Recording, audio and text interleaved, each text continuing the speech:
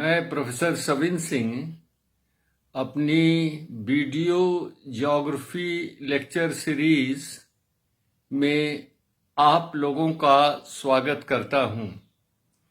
आज हम हिमालय प्रदेश के कुछ पर्वत शिखरों माउंटेन पीक्स के विषय में कुछ महत्वपूर्ण तथ्यों पर चर्चा करेंगे। इनसे संबंधित मैंने कई दिन कई बॉक्स में प्रश्न भी पूछा है और उसके उत्तर कुछ लोगों ने तो सही दिया है, कुछ लोगों ने इधर उधर का उत्तर दिया है। मैं उसे आज स्पष्ट करना चाहूंगा।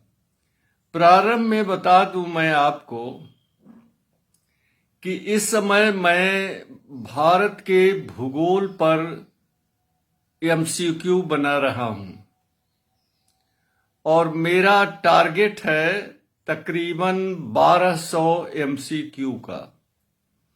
और एक तरह से ये है जो एमसीक्यू है, केवल एमसीक्यू वैकल्पिक प्रश्न न रह करके एक भारत के भूगोल पर एक विश्वसनीय मानक पुस्तक के रूप में भी हो जाएगी, क्योंकि इसका नाम अभी तक हमने सोचा है।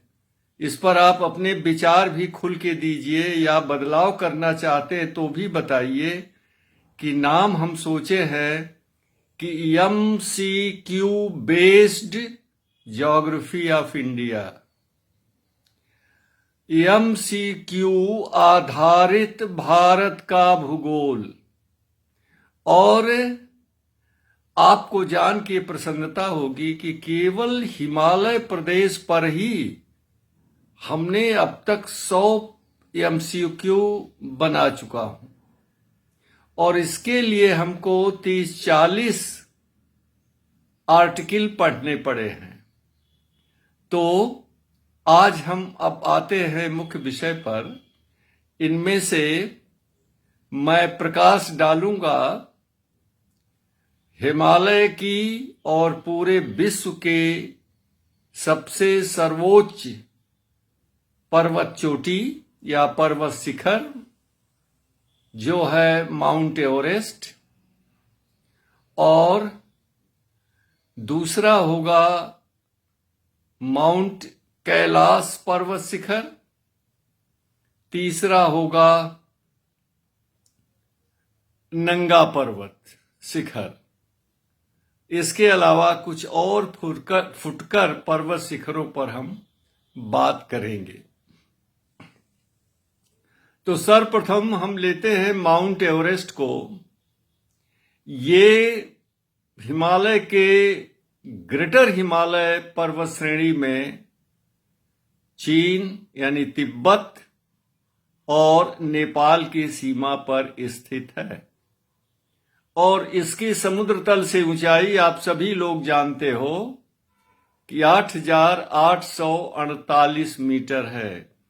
8848 मीटर AMSL, हम यूज करते हैं ये वर्ड को, AMSL, एट मीन सी लेवल।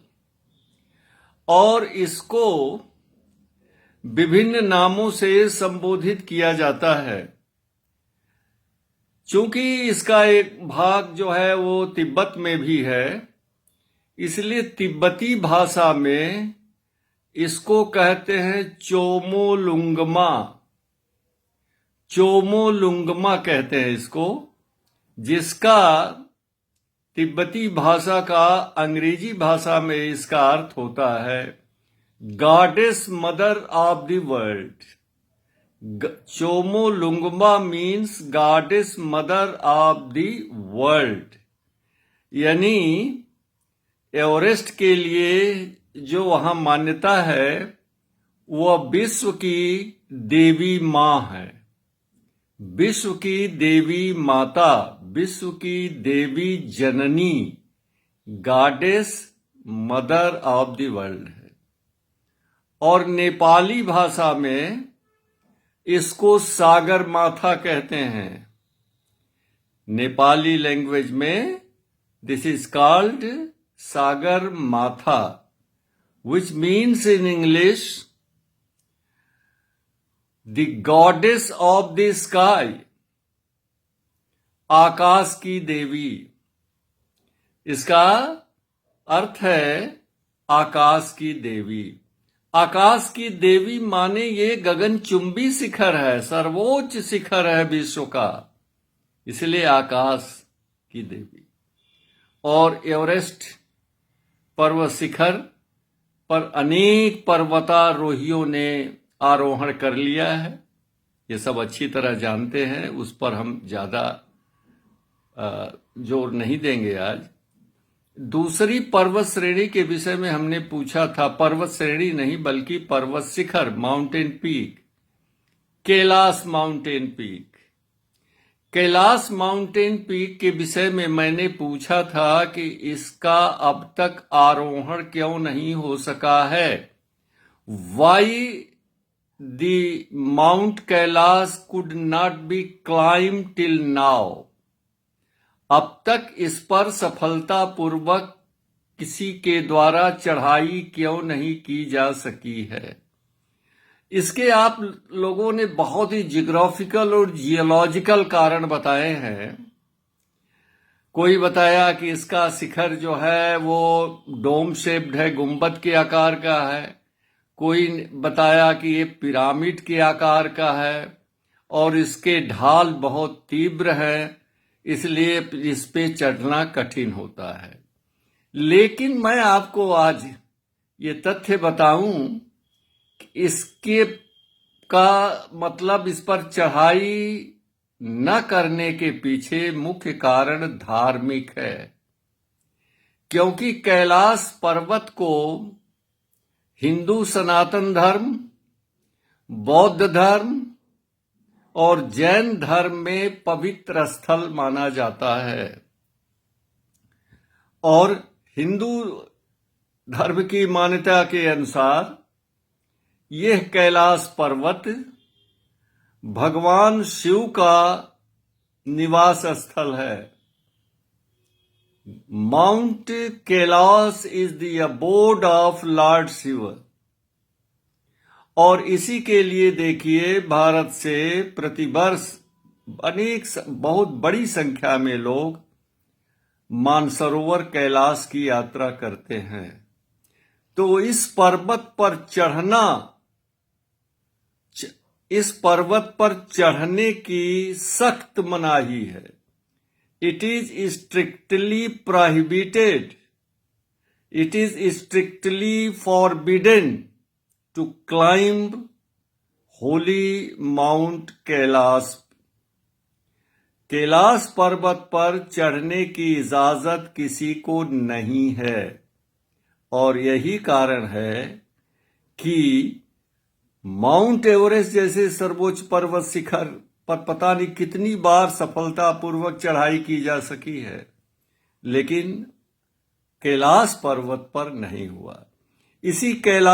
ये कैलाश पर्वत ग्रेटर हिमालय में नहीं बल्कि ये ट्रांस हिमालय में स्थित है और ये लद्दाख श्रेणी का एक्सटेंडेड ईस्टर्न पार्ट है। लद्दाख श्रेणी जो भारत में स्थित है उसके ये जो है पूर्वी विस्तारित भाग है कैलाश रेंज। उस कैलाश रेंज में कैलाश पर्वत है जिसकी ऊंचाई है, कितनी है कैलाश पर्वत की? 6,711 मीटर सागर तल से इसकी ऊंचाई है।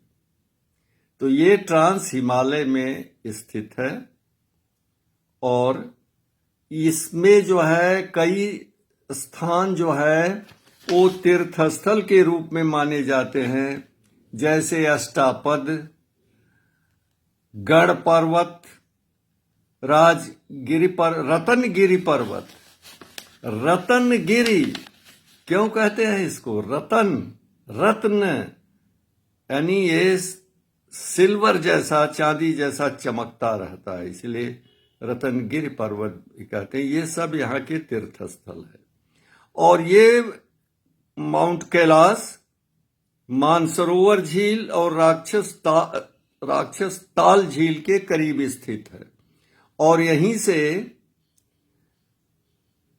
भारतीय उपमहाद्वीप की, इंडियन सब कॉन्टिनेंट की 3 प्रमुख नदियों का उद्गम स्थल है और यहीं से निकलती हैं। नंबर 1 सिंधु नदी, नंबर 2 सतलज नदी और नंबर 3 ब्रह्मपुत्र नदी।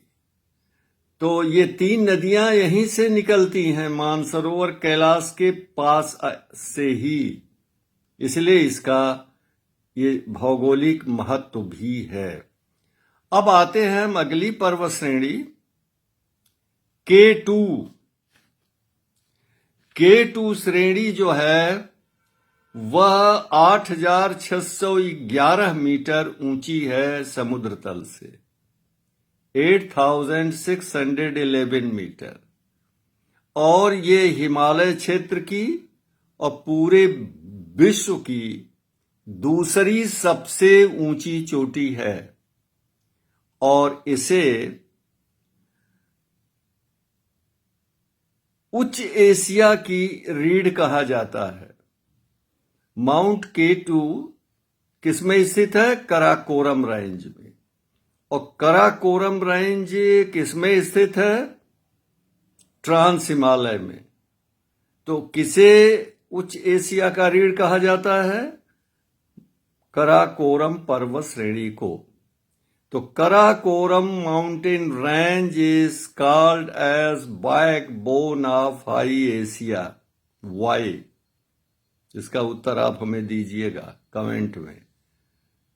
और ये K2 जो है वह, इसको कराकोरम रेंज को एक चीज बता देंगे, कुछ भूवैज्ञानिक, some geologists do not take Karakoram range as part of the Himalayas. They are of the opinion that the Karakoram range is a separate mountain system. ये अलग पर्वत तंत्र है, ये हिमालय का भाग नहीं है, ऐसा कुछ जियोलॉजिस्ट, भूगर्भ शास्त्रियों का मानना है। लेकिन बहुमत इसी पक्ष में है कि कराकोरम पर्वत श्रेणी यह ट्रांस हिमालय में स्थित है, जो हिमालय का ही एक पार्ट है। अब आते हैं हम अगली पर्वत श्रेणी नंगा पर्वत का। ये भारत के Pakistan occupied Kashmir, POK of India, हम इंडिया का ही कहेंगे क्योंकि वो जबरदस्ती पाकिस्तान ने कब्जा कर रखा है।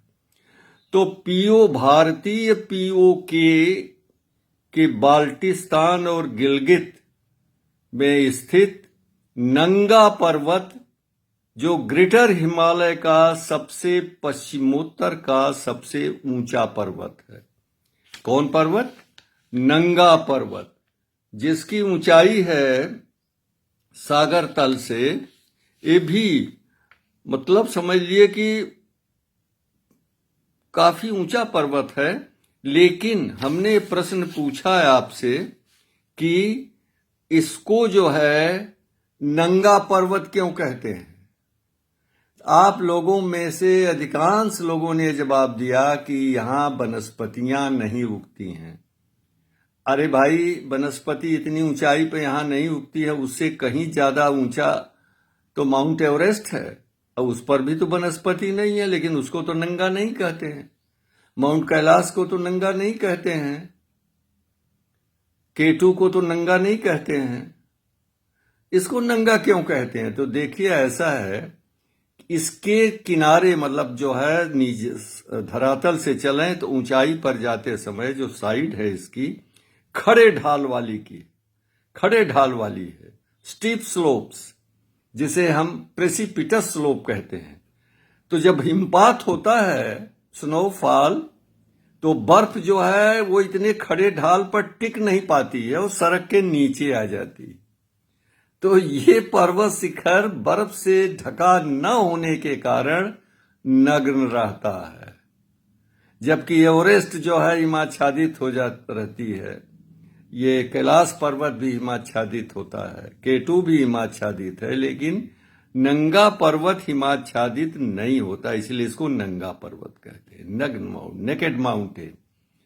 इसको किलर माउंटेन भी कहते हैं, कातिल पर्वत, क्योंकि इस पर चढ़ाई करते समय खड़ा ढाल होने के कारण बहुत से पर्वतारोही माउंटेनियर्स नीचे गिर जाने से उनकी मौत हो गई। कई सौ की मृत्यु यहां पर हो चुकी, इसलिए किलर माउंटेन कहते हैं। और स्थानीय भाषा में इसको डायमिर कहते हैं। डायमिर का अर्थ होता है किंग ऑफ द माउंटेन्स, पर्वतों का राजा। मैंने बहुत कोशिश की सर्च करने की, पता करने की कि इसको पर्वतों का राजा क्यों कहते हैं, लेकिन हमको इसका पता अभी तक नहीं चल पाया। ईमानदारी की बात कर रहा हूं। अगर आप में से किसी को ये पता चले कि किस कारण से नंगा पर्वत को पर्वतों का राजा कहा जाता है, एक तरफ तो कातिल पहाड़ है, दूसरे पर्वतों का राजा भी इसे कहा जाता है, क्यों, ये हमें भी बताइएगा। अगर हो सके हम भी कोशिश करेंगे, फिर अगले वीडियो में बताएंगे। तब तक नमस्कार।